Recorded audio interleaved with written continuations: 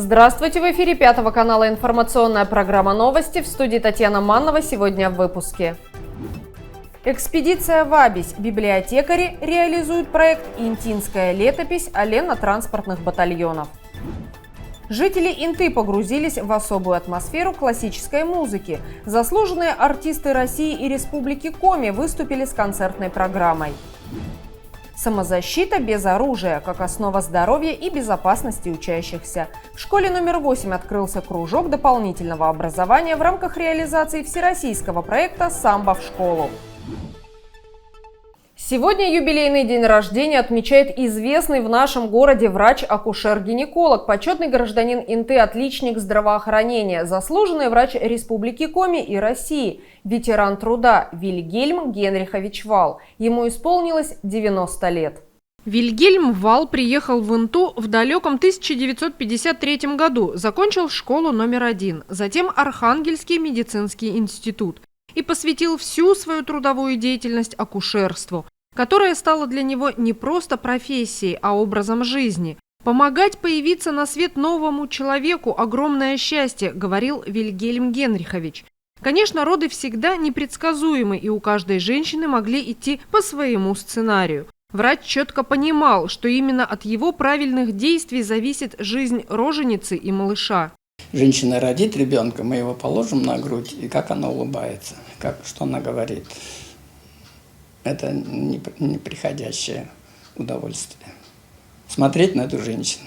За 50 лет работы в роддоме Вильгельм Генрихович не считал, сколько он принял родов. Сейчас врач находится на заслуженном отдыхе. Но тысячи интинских семей хорошо помнят доктора, благодаря которому стали родителями. Горожане поздравляют врача с юбилейным днем рождения и желают долгих лет жизни. На одной из улиц Инты произошла авария. Две машины не поделили дорогу. В результате столкновения пострадали люди. Корреспондент Пятого канала выяснила у сотрудников ГИБДД все подробности происшествия. Столкновение произошло на перекрестке улиц Мира-Воркутинская вечером в одну из пятниц. Конец рабочей недели, впереди выходные. Уставший организм в предвкушении отдыха начинает сбоить. 3 октября 2024 года в 17 часов 20 минут напротив дома 39, расположенного по улице Мира, произошло ДТП с участием двух транспортных средств – «Джили» и автомашина отечественного производства «Приора». Водитель автомашины «Джили», двигаясь по улице Мира со стороны Дзержинского в сторону улицы Воркутинская, не предоставил преимущества движения водителю автомашины «Приора», в результате чего произошло дорожно-транспортное происшествие, где пострадали люди. Такие ДТП считаются учетными, так как они подлежат регистрации.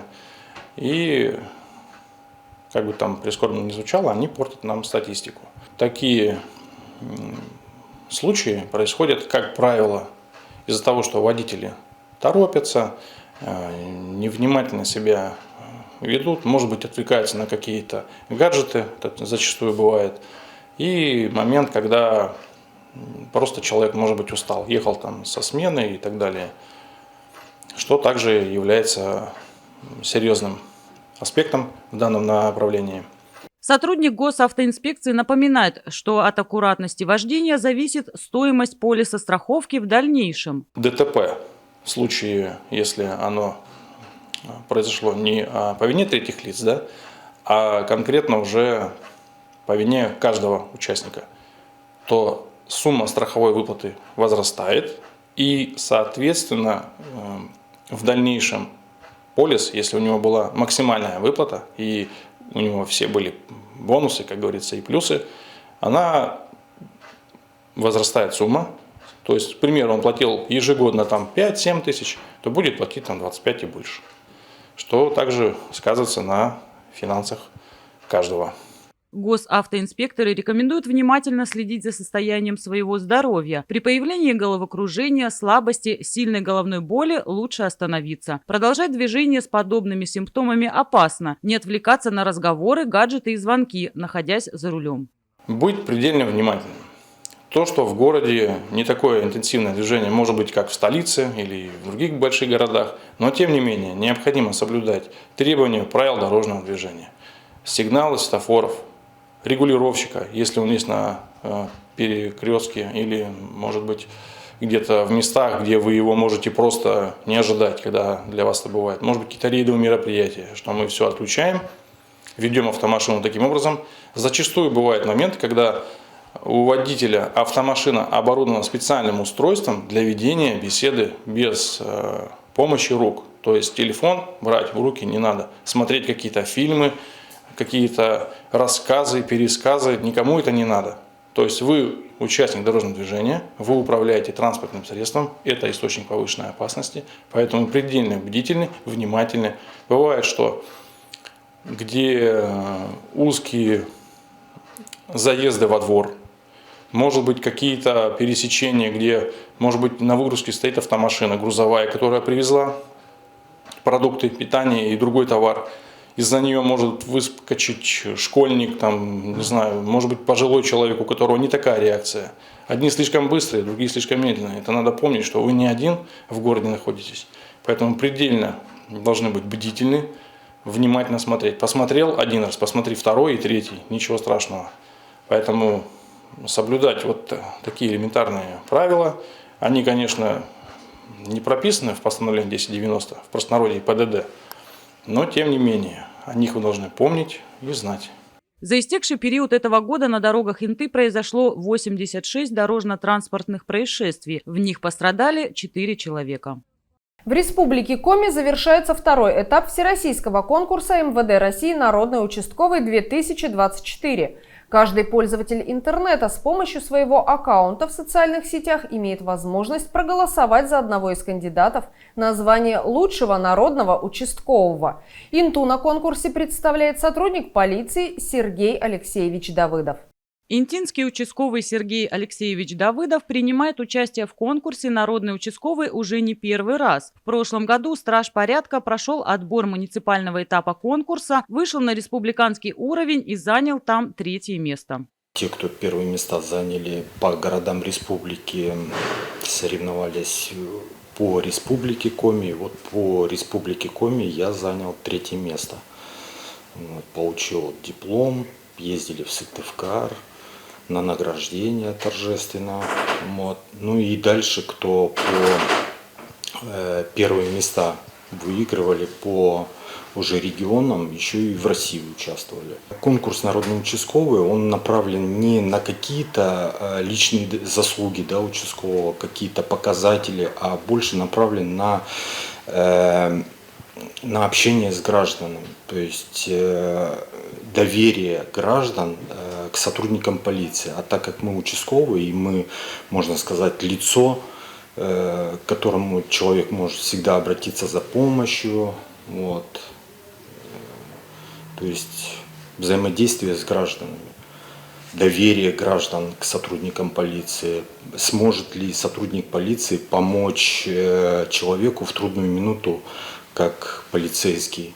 Конкурс «Народный участковый» призван способствовать повышению уровня доверия населения к сотрудникам полиции, престижа службы и формирования позитивного общественного мнения о деятельности участковых уполномоченных полиции. Работаю в должности участкового уже порядка 6 лет. Вот, за малым не хватает. 1 октября 6 лет будет, как я уже в должности участкового. Многие люди меня уже знают, да, там здороваются на улицах, очень приятно. Кстати, даже когда я не по форме иду, там многие люди узнают, здороваются, вот, также обращаются, да, там говорят, а вот у меня там соседи, а помните меня, там, я всех помню, со всеми общаюсь, поддерживаю отношения, то есть всегда открыт к общению. То есть и люди даже, те, которые обращаются ко мне, потом благодарят там. Победители каждого этапа конкурса определяются большинством голосов населения по итогам онлайн-голосования. Любой желающий может выбрать того сотрудника, который, на его взгляд, наиболее полно отвечает званию участкового уполномоченного полиции, и проголосовать за него. Обработано за предыдущие полгода 490 вообще сообщений в целом. Вот, раскрыто преступлений 7. Ну и порядка 150 административных правонарушений. То есть принятие решений, протокола, там, определения. В обязанности входит прием заявлений, сообщений от граждан, работа по данным сообщениям, профилактика, то есть где-то нужно беседы провести там с сожителями там, или вообще просто там с детьми, даже проводим профилактические беседы о недопущении преступлений, о недопущении административных правонарушений. Также профилактика с поднадзорными лицами, состоящими на учете в уголовно-исполнительной инспекции. Наши подучетные лица, которые состоят на учете. Также проводим профилактические беседы ежеквартально, докладываем начальнику о нашей, так сказать, деятельности, работе, проведенной профилактике. И многие еще другие задачи, то есть помимо этого сопровождение уголовных дел, где-то нужно помочь дознавателям, следователям, то есть доставление лиц в орган внутренних дел. Полная информация о претендентах на звание народного участкового 2024 года размещена на сайте 11.mvd.rf. Во вкладке конкурса можно ознакомиться с тем, сколько преступлений раскрыто при содействии каждого конкурсанта, какое количество обращений рассмотрено им, каковы достижения, как его характеризуют коллеги и граждане. Онлайн-голосование населения в рамках первого этапа конкурса уже завершено. Голосование по второму этапу проходит сейчас с 7 по 16 октября. Центральная библиотека продолжает реализацию проекта «Интинская летопись олено-транспортных батальонов». На днях специалисты побывали с очередной экспедицией в поселке Абись. Совместно с участниками клуба реконструкции 28-я Невельская дивизия провели мероприятие, в рамках которого рассказали о героическом прошлом наших земляков, а также собрали у жителей информацию об их героях. Это уже третий отдаленный населенный пункт, который посещают сотрудники Центральной библиотеки в рамках реализации своего проекта «Интинская летопись олено-транспортных батальонов». До этого они уже побывали в селах Косевом и Петрунь. С каждым годом сбор информации дается все сложнее. Уже нет самих участников войны в Интинском округе, все меньше становится их детей. А до внуков и правнуков информация о том, где служили их близкие во время Великой Отечественной войны, доходит в сильно урезанном варианте. Не просто сотрудникам библиотеки и добраться до отдаленных сел. Еще даже не знаем, какая у нас информация будет. Пока собираем. Сложно было в один день посетить 2 села. Вот это было сложно. Дорога была тяжелая, плыли 16 часов. Сегодня мы в Абизе находимся. Добирались полегче, всего за 2 часа. Ну, что-то мы для себя все равно находим. И в ноябре, декабре, я думаю, уже на сайте у нас что-то должно появиться.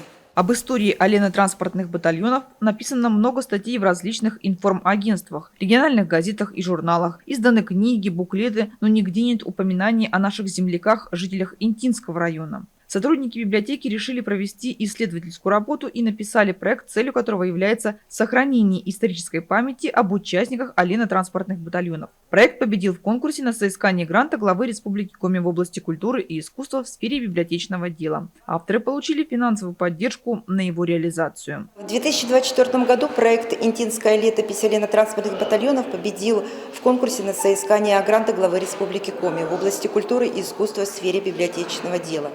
Проект получил финансовую поддержку на его реализацию. Интинцы всегда бережно хранят память о своих земляках, особенно о тех, кто ушел на фронт. Но конкретная информация об участниках олено-транспортных батальонов не была собрана воедино. И есть риск, что многие воспоминания могут быть утеряны. И наш проект – это возможность сохранить эту важную часть нашей истории, передать ее будущим поколениям. Очень даже необходимо, потому что дети, внуки, они должны помнить, потому что человек без истории, как говорится, это как без дерева без корней. То есть нет питания в духовном плане, значит, и нет каких-то других ценностей жизненных. Конечно, надо помнить, чтобы не было войн. Работа специалистов очень кропотливая. Нужно поднимать архивы, искать данные в прессе, книгах, редких изданиях. Например, у жителей поселка есть такие экземпляры, которых нет в библиотеках Инты, написанные бывшими жителями сел и деревень. Большую помощь оказывают инициативные посельчане, которые пытаются сохранить данные о своих близких, а заодно узнают и чужие судьбы, как, например, Наталья Ивановна Старцева, сотрудник Абельского филиала музея, которую так впечатлила история Алена Батальонов, что она стала узнавать у земляков, не являются ли их близкие участниками этих формирований. Я посмотрела фильм, показывали по Коми Гор, показывали фильм вот этих о Лено-транспортном батальоне. Но он тогда не так назывался батальоне, просто «Олени на войне», что ли, было, или как-то, я уже не помню, сейчас фильм называется. И в фильме вот показывали как раз вот эти вот некоторые кадры, которые показывали у нас вот сейчас, вот, да, там как оленей бедных перегоняли, вот их несколько этих не батальонов, а команд вот этих вот собирали. 1, 2, 3, 4. И что в самую 4 очень много погибло, потому что сбились с пути они. Да, их очень много погибло. И даже показывали тот момент, когда их заталкивают в эти вот вагоны. Я просто плакала, на самом деле, мне так было жалко этих всего, и оленеводов, и всех. И там как раз вот один, он, по-моему, Ижемский рассказывает, как вот больше-то из Ижма было, наших-то мало было. Вот. И он рассказывает, как вот олени бедные прятались, как они как их расстреливали. Вот. И этот фильм я на самом деле, меня потрясло от этого фильма. И я вот как раз вот стала вот спрашивать после этого у людей, где, кто, и вот так вот. Кроме сбора информации, сотрудники библиотеки проводят для жителей отдаленных населенных пунктов часы памяти. С наглядным материалом им помогают участники клуба «28-я Невельская дивизия».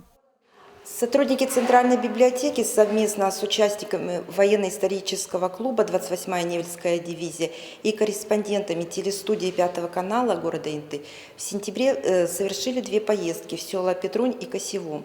И сегодня, 12 октября, мы посетили село Абись. Во время посещения сел были проведены мероприятия для жителей. Это часы памяти о линотранспортных батальонах в Снегах-Заполярье. Участники военно-исторического клуба «28-я Невельская дивизия» рассказали о себе, привезли с собой раритетные вещи со времен Великой Отечественной войны. Также были организованы встречи с родственниками солдат. Проект «Интинская летопись о линотранспортных батальонов» должен быть реализован до середины декабря. Вся собранная информация о наших земляках, участниках отрядов будет систематизирована и размещена на сайте централизованной библиотечной системы. А 20 ноября, в День памяти участников линотранспортных батальонов, в библиотеке пройдет час памяти о линотранспортных батальонах в снегах Заполярья, куда приглашаются все желающие. В детской школе искусств состоялась праздничная концертная программа, посвященная 70-летнему юбилею нашего города. Подарок Инте преподнесли заслуженная артистка Российской Федерации Ольга Сосновская и заслуженный работник Коми, почетный деятель искусств республики Владимир Юрковский.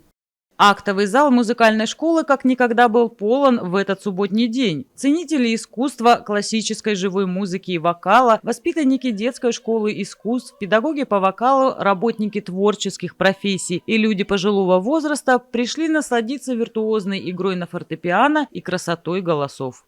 Я хочу поздравить всех интинцев, всех моих земляков и гостей города, которые приехали сюда на праздник, с этим прекрасным юбилеем. 70 лет – это дорогого стоит, я считаю. И вы знаете, главное не то, как меняется архитектура, а мне главное то, что не меняются люди. Они все такие же добрые, искренние, замечательные, высокого уровня профессионалы. И вы сами знаете, что Инта взрастила огромные кадры, которые улетели отсюда из Инты, но они прославляют Инту и дальше, и за пределами нашей республики. Поэтому здесь самое главное вот такой дух, интинский характер, я бы сказала, да. И я счастлива тем, что я смогла приехать, что звезды сложились так, что я очутилась здесь в этот праздник, потому что вы сами знаете, что была травма, и если бы это случилось год назад, я бы не смогла приехать. Настоящий праздник интинцам подарили заслуженная артистка Российской Федерации, народная артистка Республики Коми, лауреат Всероссийского и международного конкурса вокалистов, лауреат Государственной премии Республики Коми и педагог по вокалу Ольга Сосновская, заслуженный работник Республики Коми и почетный деятель искусств Владимир Юрковский под аккомпанемент лауреата Государственной премии Республики Коми Елены Ардувановой.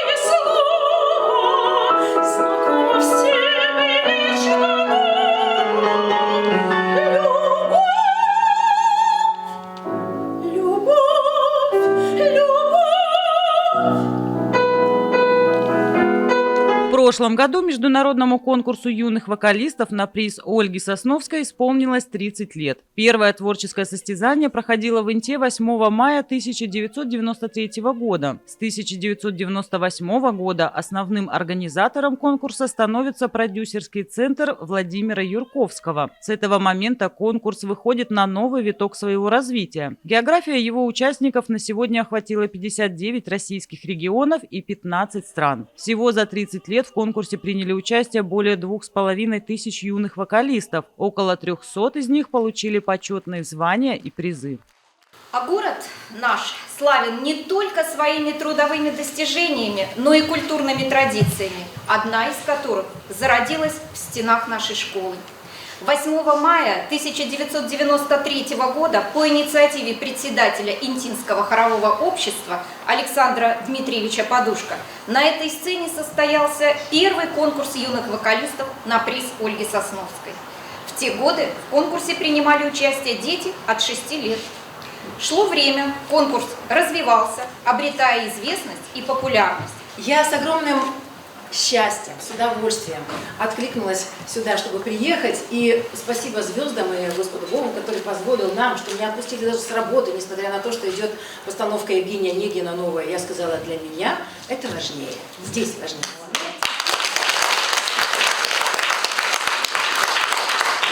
Поднималась сейчас по этим ступенькам и думала, боже мой, действительно, сколько здесь прошло чудесных мгновений, дней, недель даже, когда вот мы сидели в этом зале, слушали сначала маленьких интинцев, потом уже и печорцев, и воркутинцев, и сейчас конкурс вырос до уровня международного, и к нам приезжает и Белоруссия, и Красноярский край, и много-много разных стран, и даже Швейцария уже пишет, а в этом году будет конкурс, понимаете?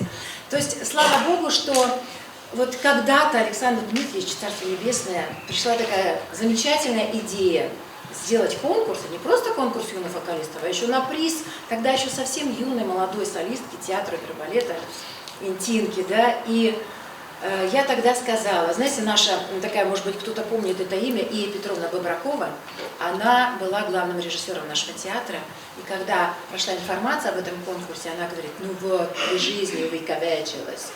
Понимаете? И действительно, я говорю, знаете, конкурсы там Чайковского, Рахманинова, там много, которых уже нет. А я есть, я живая, вот она, конкурс на приз Ольги Сосновской, и я еще могу много чего дать этому конкурсу, потому что у меня еще есть энергия. Я приезжаю достаточно часто, и была здесь последний раз в феврале месяце. Мы приезжали вместе с коллективом наших солистов, и для меня было большое счастье сюда приехать вновь. А сейчас я, когда поднималась по ступенькам школы искусства, знаете, прямо вот мурашки. Потому что именно здесь зарождался наш конкурс, здесь прошло много-много-много его. Сейчас этому конкурсу более 30 лет. И мне кажется, ни один российский конкурс не может похвастаться такой датой. Вот. Поэтому представьте, конкурсу 30, Инти 70. Представляете? Вот. И для меня, конечно, это очень почетно, потому что тогда еще молодой солистки, и вдруг такое на приз Ольги Сосновской. И я очень рада, что благодаря этому конкурсу про Инту знают во всем мире. В рамках концертной программы в исполнении артистов прозвучали произведения известных отечественных композиторов Петра Чайковского, Сергея Рахманинова, Модеста Мусоргского, Александра Варламова и Александра Гурилина.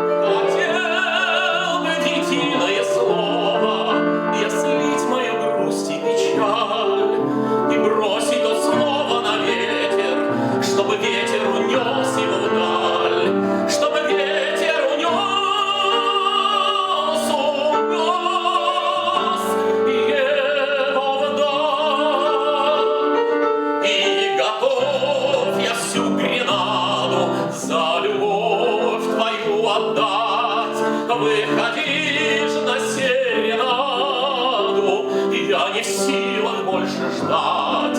Выходишь на серенаду,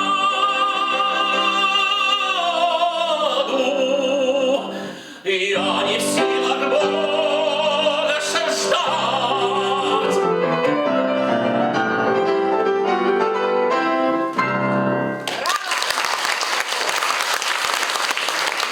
Расскажи мне лучше про царя с царицей, что за морем жили в терему богатом. Еще царь все на ногу хромал, как споткнется, как гриб вырастет. У царицы-то вся насморк был, как чихнет стекла дребезги. Музыканты покорили публику своим искрометным и харизматичным выступлением. Так получилось, что мы с вами остались немножко наедине, и я вас сейчас хочу позвать туда, при помощи поэзии и великолепной бессмертной музыки Баха. Откуда нам знать, где продолжится наша жизнь? Возможно, на той звезде мне кто-то шепнет: «Очнись!» Или знакомый дом, в котором любил бывать давно ушедший на слом, вдруг станет жилым опять.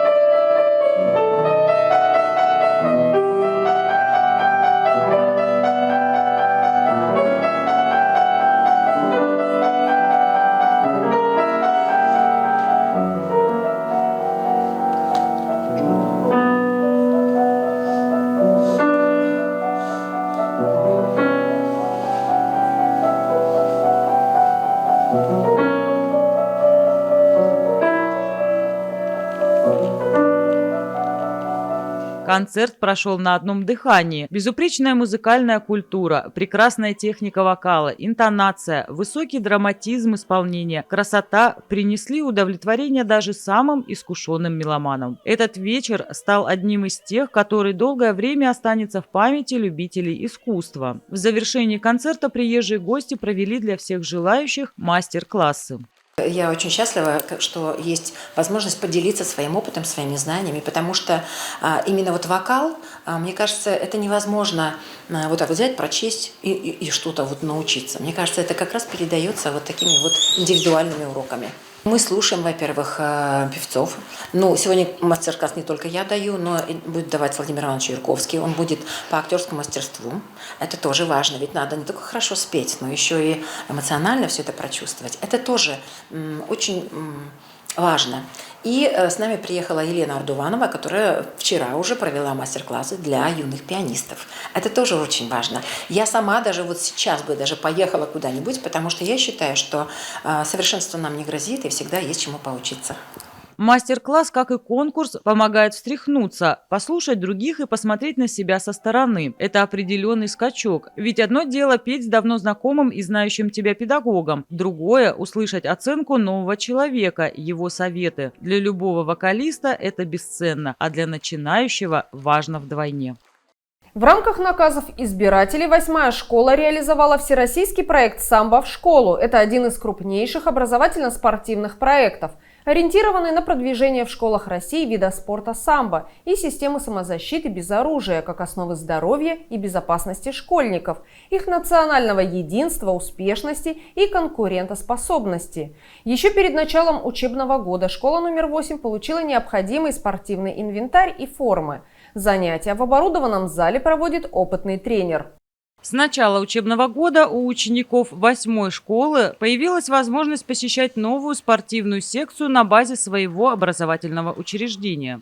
В 2018 году вышло распоряжение президента Российской Федерации Владимира Владимировича Путина о мерах по поддержке и развитию самбо в Российской Федерации, в результате чего был запущен всероссийский проект «Самбо в школу», направленный на учащихся общеобразовательных организаций возрастной категории от 7 до 18 лет. Мы услышали об этом проекте и решили стать его участниками. И в 2018 году наша школа стала сетевой площадкой Федерального ресурсного центра и развития образования «Открытый мир самбо». В течение всех этих лет мы неоднократно принимали участие во всех всероссийских конкурсах данного проекта. И в 2024 году в рамках наказов избирателей нашей школе были выделены средства, благодаря которым мы приобрели оборудование и форму и открыли кружок дополнительного образования самбо для учащихся нашей школы. Сегодня уже набрана группа желающих посещать самбо. Она разновозрастная, занимаются и старшеклассники, и ученики младшего звена. И если малыши сюда приходят, заинтересовавшись чем-то новым и возможностью выплеснуть неуемную энергию, то подростки постарше идут целенаправленно научиться приемам самообороны. Методика построения занятий с нуля такая – двигаться от простого к сложному, потихоньку разучивая с детьми саму разминку, как правильно ее выполнять. Потому что изначально надо подготовить организм и тело, связки, мышцы для тренировки.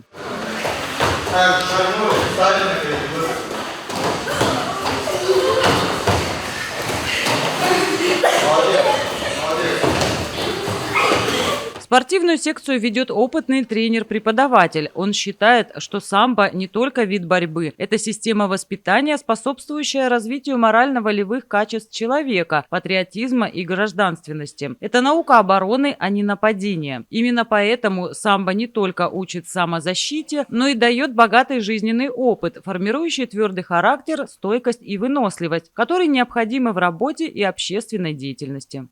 Занятия вырабатывают у детей выносливость, гибкость, координацию, повышают скорость реакции, учат навыкам самозащиты.